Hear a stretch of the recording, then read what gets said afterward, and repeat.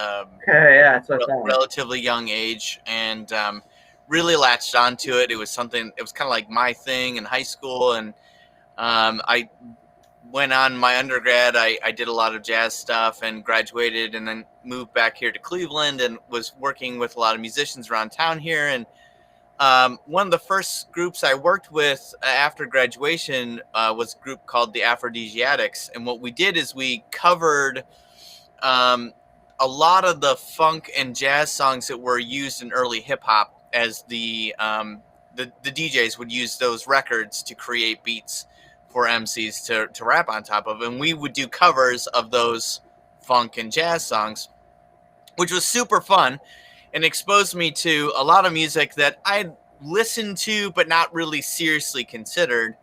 And that, of course, then led me to discovering Fred Wesley, who was the trombone player for James Brown's band and also for George Clinton's groups, and was basically like the constructor of funk horns, the funk horn sound in throughout the 70s. And I was just, as a trombone player, I was like, here's this guy he's the band leader for James Brown. He comes into George Clinton's group. He creates this whole horn section sound. This guy is a fascinating person and an accomplished musician. And I just love his playing and his style of attack. And so I really dove into that. Well, that then led to experimenting and really getting into vintage music. And to this day, I really like music from the 60s and 70s. Even earlier than that, 40s, 50s. There's something about the way that music was produced in those eras that it has faults. It's more analog. There's something that feels much more intimate to me about that music. And so anyways, for years I've been a sideman, and I've been writing music for bands that I've been in, and I've and doing arranging for other people. And I finally was like, I really need to write stuff for myself. So I just took all my instruments out. I have quite the collection here in the studio, and I just started playing, like just creating beats. I knew I wanted to do something that was kind of funky, kind of soul influenced. And so it's just sitting here at the computer, writing stuff, coming up with beats, coming up with chord changes and melodies. And I was like, there's something unifying all this music. It feels like it's music that's connected somehow.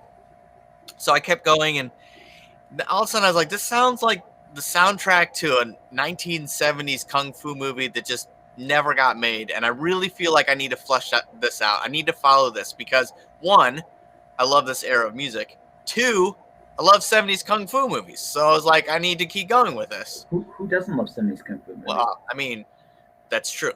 So I'm writing this music and I'm experimenting. I was like, I think there's a story here. So I had just finished this really cool event in Cleveland called the Lottery League. And what they do is they take musicians from all around Cleveland, and it's like a draft. So we're all in one room, and there are all these bands. Each band has a drummer, and then they just put everybody else's name in a bin.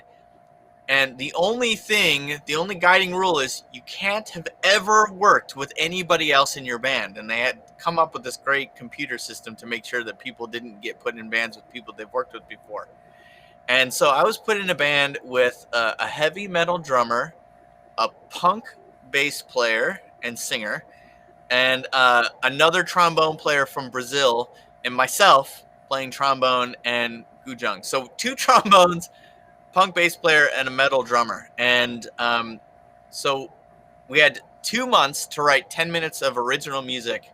And then at the end of the whole thing, they bring all the bands together, and it's like a whole day event, 3 stages. Every band plays a 10-minute set, and you get to present what you created over 2 months.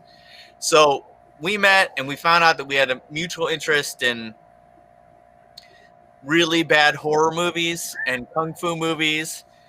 And we had a lot of fun drinking and talking about that stuff. And so I said, well, what if we did the soundtrack to like a kung fu movie? I could bring my guzheng out. We've got these trombones, so we could do kind of like the horn sound. And everybody was on board for that idea. So I came up with this idea of a Wing Chun master who fights the ruthless Tiger Clan, and we came up with this scroll that we read on stage, and this is all you find it on YouTube. I think I'd have it on my YouTube page, but That's awesome. so anyways, I really had so much fun developing that idea, and so I was like, I think that's a good place to start. So then I watched tons of movies and I read a bunch of books about Wing Chun, and I started doing the research, right? And then the story kind of started unfolding, and I was like, well, all right, this is 70s funk music. It's got a hip hop kind of element to it.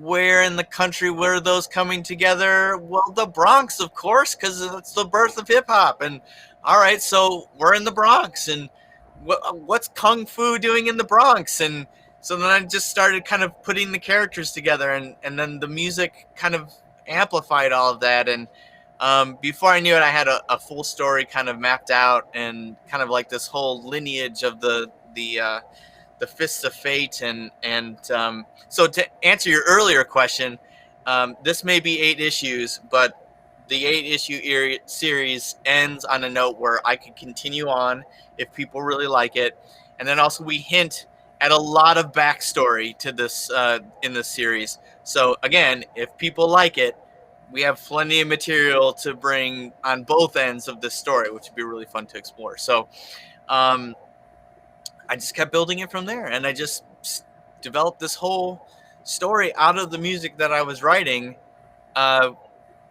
which I feel like is a unique approach. Like the music informed the story.